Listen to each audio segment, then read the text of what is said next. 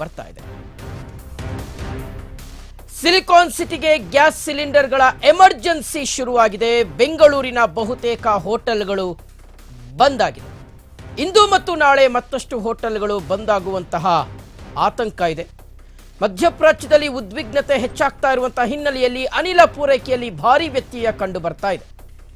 Hotel ಮಾಲೀಕರು ಹೋಟೆಲ್ಗಳನ್ನು ಬಂದ್ ಮಾಡಬೇಕಾದಂತಹ ಅನಿವಾರ್ಯ ಪರಿಸ್ಥಿತಿಗೆ ಬಂದು ನಿಂತಿದ್ದಾರೆ.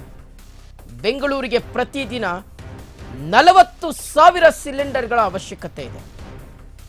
10% ಹೋಟೆಲ್ಗಳಿಗೆ ಮಾತ್ರ ಪ್ರಸ್ತುತ ಸಿಲಿಂಡರ್ಗಳ ಪೂರೈಕೆ ಆಗ್ತಾ ಇದೆ. ಸಿಲಿಂಡರ್ ಸರಬರಾಜು ಸ್ಥಗಿತಕ್ಕೆ ಹೋಟೆಲ್ ಮಾಲೀಕರು ಕಂಗಾಲಾಗಿದ್ದಾರೆ. ಗಲ್ಫ್ ರಾಷ್ಟ್ರಗಳಿಂದ ಭಾರತಕ್ಕೆ ಕಚ್ಚಾ ತೈಲ ಆಮದಾಗ್ತಿತ್ತು, ಎಲ್ಲವೂ ನಿಂತು ಹೋಗಿದೆ.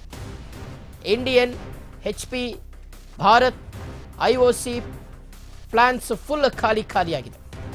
ಗೃಹ ಬಳಕೆಯ ಸಿಲಿಂಡರ್ಗೆ ಇದರ ಎಫೆಕ್ಟ್ ತಟ್ಟುವಂತಹ ಭೀತಿ ಕಾಡ್ತಾ ಇದೆ. 50% ಪೂರೈಕೆಯಲ್ಲಿ ವ್ಯತ್ಯಯ. 3-4 ದಿನಗಳಿಂದ ಬೆಂಗಳೂರಿನ ಹೋಟೆಲ್ಗಳಿಗೆ ಸಿಲಿಂಡರ್ಗಳು ಸಪ್ಲೈ ಆಗಿಲ್ಲ.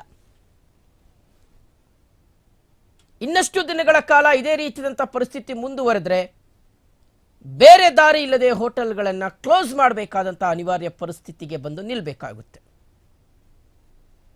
ಪರ್ಯಾಯ ವ್ಯವಸ್ಥೆಯನ್ನು ಮಾಡಿಕೊಳ್ಳೋದಕ್ಕೆ ದೇರ್ ಇಸ್ ನೋ ಆಪ್ಷನ್.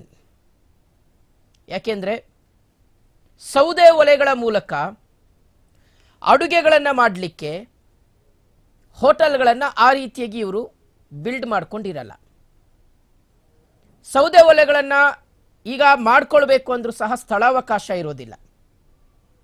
ಹೀಗಾಗಿ ಬೇರೆ ದಾರಿ ಇಲ್ಲದೆ ಹೋಟೆಲ್ಗಳನ್ನು ಮುಚ್ಚಬೇಕಾದಂತಹ ಪರಿಸ್ಥಿತಿ.